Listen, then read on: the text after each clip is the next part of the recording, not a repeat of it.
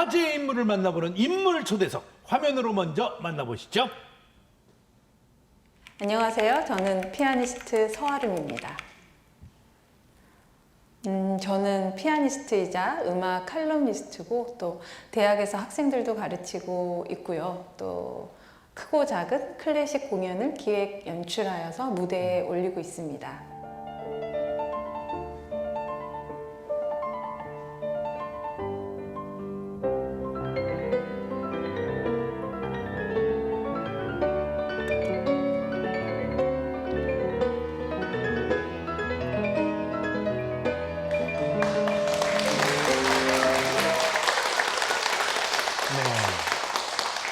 인물 초대석 오늘은 울산 출신의 이게 중요합니다. 울산 출신의 피아니스트 서아름 씨와 함께합니다. 반갑습니다. 어서 오세요. 자, 먼저 울산 시민 여러분들께 나는 이런 사람이다. 본인이 직접 멋지게 소개 부탁드리겠습니다. 네, 안녕하세요. 저는 지금 울산에서 활동하고 있는 피아니스트 서아름이라고 합니다. 네, 반갑습니다.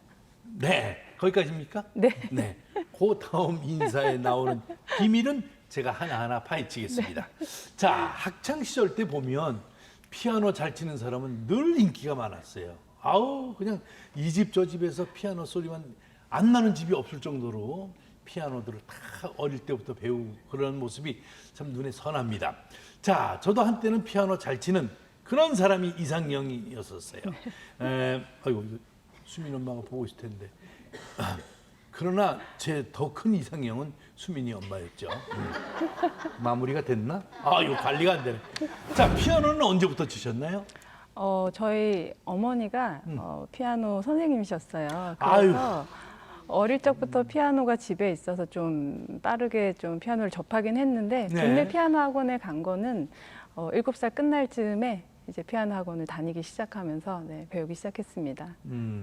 7살 말쯤에 네. 집에 피아노가 있었다 그러면 또 어머니가 피아노를 가르치는 선생님이었다면 이건 뭐 DNA가 그냥 이어받은 거예요. 예전만 하더라도 음악을 하려면 서울로 가라 이런 말을 많이 했습니다. 그런데 서아름 피아니스트는 주 무대를 울산으로 선택한 그 이유가 뭡니까? 제가 이제 공부를 하고 나서 한국에 이제 귀국을 할 때 어디서 공부하셨나요? 독일에서 공부를 했습니다. 네. 독일. 비행기 타고 가요. 그런데 잠깐 짐을 풀려고 이제 부모님이 울산에 사시고 제 고향이기도 하지만 그래서 잠깐 들른 게 지금 11년째가 됐어요. 그래서 그게 잠깐 들린 거예요? 네, 잠깐일 줄 알았는데 11년이 아. 됐습니다. 그래서 지금 또 울산에서 결혼을 하다 보니까 울산에서 생활을 자연스럽게 하게 됐어요. 그래서 지금 생각을 해보면 결론적으로는 굉장히 잘 선택했다고 생각을 해요. 제가 울산에 지금 없었다면 제가 어떻게 지금 이용식 선생님하고 이 스튜디오에서 이렇게 있을 수 있겠습니까? 너무 잘 선택을 정말 했죠. 그때 짐을 풀러놓은 게 정말 다행입니다. 이 멋진 피아니스트를 만날 수 있다는 것. 짐만 다시 쌌으면 못 만난 거지. 우리 서아름 피아니스트는 피아니스트 말고도 수식어가 많습니다. 연주자이면서 공연 기획자면서 아트홀 대표. 아트홀이 바로 우리 KBS 길 건너에 있어요. 그 아트홀 이름이 공간 더 이음입니다. 공간 더 이음. 더 이음. 네. 그러니까 빈 곳을 딱 이어주는 하여튼 뭐 그런 뜻이에요. 자, 이렇게 다양한 활동을 하는 이유가 뭐가 있죠? 이제 울산에 와서 굉장히 막막해서 그때 제가 생각을 했을 때 내가 한 50세쯤 되면은 조금 20년 전에 나 같은 친구들이 울산으로 들어왔을 때 좀 의지하고 좀 기댈 수 있는 그런 사람이 좀 되었으면 좋겠다는 생각을 막연하게 했었어요. 그러면서 여러 가지 시도들을 했는데 그때는 열정만 넘쳐서 굉장히 시행착오도 많이 했고 그러면서 좀 보완된 부분들도 생기고 개발된 부분들도 생기면서 제가 할 수 있는 활동 영역이 조금씩 이렇게 넓어지다 보니까 또 하고 싶은 일들이 더더욱 연계적으로 이제 생겨나서 하고 싶은 일들이 많이 생겼어요. 그러면서 요즘은 좀 그런 것들이 누가 아무도 시키지는 않았거든요. 근데 스스로 약간의 사명감 아닌 사명감이 생겨서 열심히 좀 활동을 하고 또 이런 것들이 지금 쌓여져서 나중에 내가 50세, 60세가 됐을 때 활동할 수 있는 것들이 조금 더 새로운 것들이 많이 생긴다면 얼마나 좋을까 하는 생각을 하면 굉장히 설레입니다. 이 울산에도 정말 앞이 쫙 보이는 그런 가능성이 있는 그 학생들, 그러니까 후배들이 많아요. 왜냐? 제가 느낀 건 우리 동네에 어느 때가 되면 학생들 엄마들이 방을 얻으러 막 다녀. 그리고 방학 때 되면 그 방이 다 비어져. 그리고 방학 끝나면 또 다 와. 왜? 그 앞에 학교가 있어. 음악 하는 학교가. 그래서 각 지방 전국 팔도에서 오는 거예요. 그러니까 집안 자체가 비상이 걸리는 거예요. 그러나 우리 서른 피아니스트처럼 이 울산을 딱 지키고 있는 분이 계시다면 그 많은 재능 있는 학생들이 울산에서 실력을 키워가지고 대학에 진학할 수도 있고, 난 이렇게 생각이 돼요. 가능성이 있는 거죠. 네, 울산은 굉장히 뭐 문화예술적으로 굉장히 많이 부분들이 있지는 않지만 그렇다고 닫혀 있지도 않아요. 지금 달라지고 있어요. 네, 문화예술 네. 도시로 달라지고 있어요, 보면. 그래서 저 나름대로 그 아까 서른 피아니스트 그 이력을 쭉 내가 봤거든요. 미리 방송 들어오기 전에. 또 하나 궁금했던 게 듀오 피아니스트.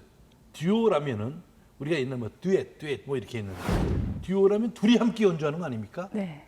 아까 화면에 또 두 분이서 네. 연주하신 거죠? 네, 네, 네, 네. 오, 난 그렇게 알고 있는데 이 맞는 얘기예요? 맞아요. 그 젓가락 행진곡 아시죠?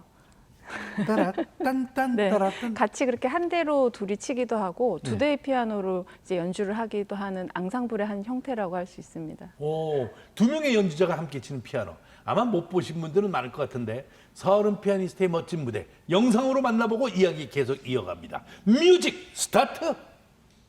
오늘 러브인 파리스에 오신 여러분들 진심으로 반갑습니다. 저는 공간 더 이음 대표 서아름입니다.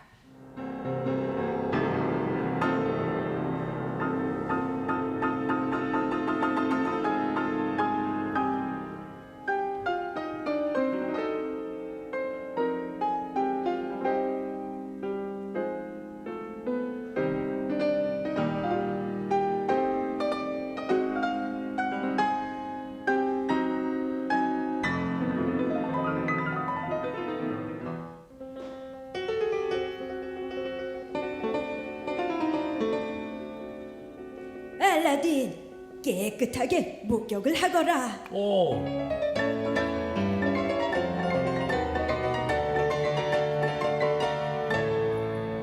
이 순간을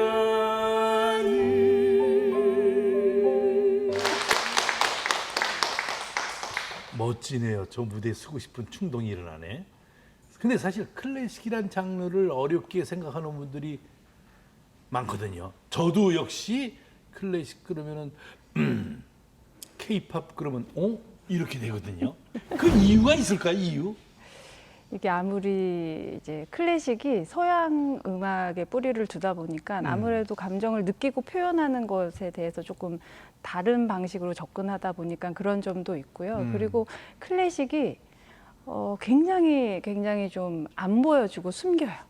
계속 숨겨요. 숨길 수 있을 만큼 숨기고, 그래서 그런 거를 그 매력을 찾기까지 약간의 인내심이 필요해서 굉장히 매력적인 악기지만 또 인내심을 요하는 그런 좀 부분들이 있습니다. 그리고 요즘은 굉장히 좀 시대가 빠르잖아요. 그렇죠. 우리 변하고 있어요. 3분 이상 지나가면 영상도 안 보는데 우리는 기승전결까지 오기까지가 조금 길어요. 그러다 보니까 아무래도 익숙치도 않고 약간 지겨울 수 있는 그런 부분들이 어렵게 느낄 수 있습니다. 그래서 대표님께서 작은 아트홀을 만든 것이 아닌가 생각됩니다. 난 벌써 거기를 딱 외워놨어. 공간 더 이음. 그죠? 네. 네. 제가 어떤 곳인지 소개 좀 해주세요. 여기가 어떤 곳인지. 아까 이용식 선생님 말씀하신 것처럼 공간에서 좀 하나로 이어지고 싶은 마음을 담아서 공간 더 이음이라고 붙였고요. 정식으로 허가를 받은 민간 소공연장으로 이제 운영이 되고 있습니다. 네. 공연장 사진을 딱 보니까 일반적으로 우리가 생각하는 무대가 아니라 유럽의 어느 저택. 그러니까 지인들을 초대해서 마치 파티를 하는 듯한 같이 대화도 나눌 수 있고 뭐 아주 섬세하고 독특한 인테리어가 제 시선을 끌었습니다. 아주 인테리어 본인이 하셨나요? 네. 오, 저도 사실 클래식에 좀 일가견이 있어요. 이런 공간에서 열리는 공연을 하우스 콘서트라고 하는데 맞습니까? 네. 이 정도입니다, 제 수준이. 하우스 콘서트.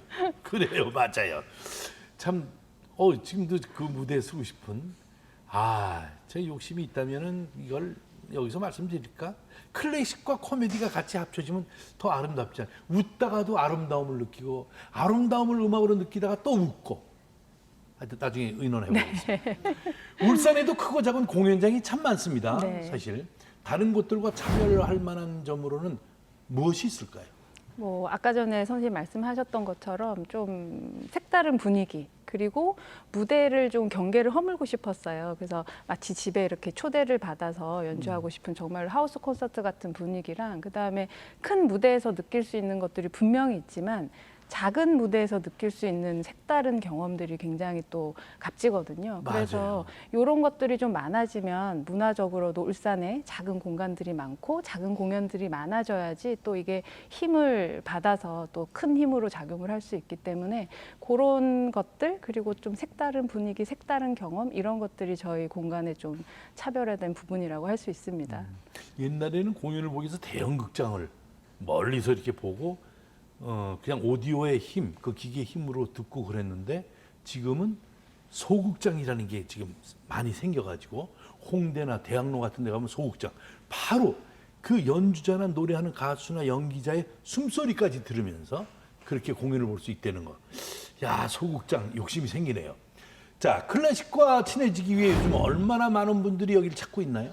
지금 저희가 이제 작년 기준으로 보면 작년 개관 연주부터 시작해서 작년에 조금 기획 공연을 공격적으로 많이 하고 또 대관 공연도 많이 이루어졌었어요. 그래서 뭐 2,000명, 3,000명 정도 다녀가셨고 그리고 또 한 번 오신 분은 없으세요. 안 오신 분은 있지만 한 번 오신 분은 두 번, 세 번 꼭 다시 찾아주시거든요. 그래서 아까 전에 잠깐 화면에 봤었던 그 러브인 파리스 공연을 저희 공간에서 했던 한 장면이 나왔었어요. 근데 올해는 또 그거의 기획 공연으로 러브인 비엔나 라고 해서 강자가 두 번 명작과 명작과 클래식이 만나는 그 강자가 이루어지고 이어서 7월 7일에는 공간에서 두데이 피아노와 함께하는 토크 콘서트가 또 함께 열립니다. 계속 끊임없이 연출하시면서 그 기획을 하니까 네. 그래요. 그 무대는 비워놓으면 안 되거든요. 네. 계속. 대관도 하죠. 네. 제가 1년 365일이니까 일주일에 2번씩 대관을 하러 가겠습니다. 감사합니다. 진짜요. 자, 클래식 입문자들이 들으면 좋을 만한 곡이 있다면 추천 좀 해주세요. 어떤 곡이 있을까요? 요즘은 핸드폰을 탁 열면 앱에서 뭐든지 검색을 할 수가 있어요. 뭐든지 나와. 네. 네. 그래서 지금 앱을 탁 핸드폰을 열어서 클래식이라고 치시고 클래식 처음에 나오는 아무 음악이나 들으십시오. 아무 음악이나. 지금 하시면 됩니다. 준비가 필요 없어요. 그래. 그래서 좀 지겨우면 주무시고 처음에 들었을 때도 좋을 수 있지만 여러 번 반복해서 좋을 수도 있고 또 새로운 걸 그냥 시도했다는 것만으로도 굉장히 좋거든요. 그래서 그냥 지금 들으시면 됩니다. 지금 네. 지금이 중요한 거예요. 순금, 황금, 뭐 24금 다 필요 없어. 지금이 제일 중요한. 자, 문화불모지라 불렸던 울산이 문화도시로 변해가고 있는 것은 바로 여기 계신 서아름 피아니스트 같은 예술인의 노력이 있었기에 가능한 일이 아닌가 싶습니다. 문화와 예술이 죽은 도시는 도시라고 할 수 없다. 이렇게 말씀하신 제가 얘기했습니다. 앞으로 클래식 저변 확대를 위해 어떤 활동을 계획하고 계신지 말씀 부탁드리겠습니다. 네. 아까 제가 말씀드렸던 7월 7일 날 이제 처음 러브인 비엔나라고 피아니스트 7월 최훈락 씨와 제가 함께 피아노 듀오 공연과 토크 콘서트로 진행되는 공연이 있고요. 7월 14일에는 지금 독일에서 민스터라는 도시의 네. 극장에서 솔리스트 주역으로 활동하는 테너 심윤성 씨가 오셔서 초청 연주가 이제 있습니다. 와. 그리고 또 하반기에는 제가 지금 예술 감독으로 있는 더 클래식 이음이라는 예술 단체가 있어요. 근데 이번에 울산 문화재단과 또 기업의 후원, 울산 제일병원이 후원을 함께 해줘서 더 클래식 이음의 너에게 가는 길이란 공연을 지금 프로젝트를 기획 중이에요. 그래서 남구에 위치한 갤러리 카페 이주룸이라는 공간과 그리고 바닷가에 위치한 과감 갤러리가 있어요. 그리고 저희 공간 더임 이렇게 세 군데에서 찾아가는 토크 콘서트, 클래식 콘서트를 엽니다. 그래서 색다른 좀 어떤 그런 기획을 예정 중에 있습니다. 그래서 8월, 9월, 10월 이렇게 세 달에 걸쳐서 진행될 예정입니다. 그 말씀 드리니까 또 더욱더 그 무대에 서고 싶네. 자, 그런 말이죠. 클래식이 앞으로 저 대중화가 되는 걸 원하시잖아요. 네. 이제 마지막으로 시청자 여러분들한테 마지막 인사 말씀 좀 네. 어떻게 해달라고 좀 얘기하세요. 그냥 이런 것도 있구나. 뭐 클래식을 아주 좋아할 수는 없는 분들도 계시고 다 취향은 다르니까요. 취향이 틀리니까. 그렇지만 이 다양한 문화가 좀 공존했으면 좋겠어요. 그래서 이렇게 좀 자주 뵙고 오늘도 이렇게 불러주셔서 너무 감사드리고 도처에 작은 지역 연주가들이 하는 클래식 공연들이 많이 있거든요. 큰 무대도 좋고 또 아주 유명 연주가가 하는 공연도 좋지만 저희 같이 이제 지역 연주가들이 하는 공연들도 조금 관심을 가져주셨으면 정말 고맙겠습니다. 조금씩 우리 클래식이 대중화가 되고 있는 모습이 가끔 볼 수가 있어요. 네. 파바로티가 탐 존스하고 딜라일라를 부르는 공연을 봤어요. 성악하는 분이 어떻게 어두운 골목길 거대 창문 앞 지날 때 이런 거를 생각이나 해봤겠느냐 이거죠. 근데 외국에서는 오래전에 그렇게 대중화로 들어가기 위해서 노력을 했다는 얘기죠. 우리도 또 그렇게 됐으면 참 좋겠어요. 네. 자, 앞으로도 클래식의 대중화를 위해서 더욱더 힘써 주시길 바라겠습니다. 자, 인물 초대석 지금까지 서아름 피아니스트와 함께했습니다. 참 고맙습니다. 박수 주십시오. 감사합니다. 감사합니다.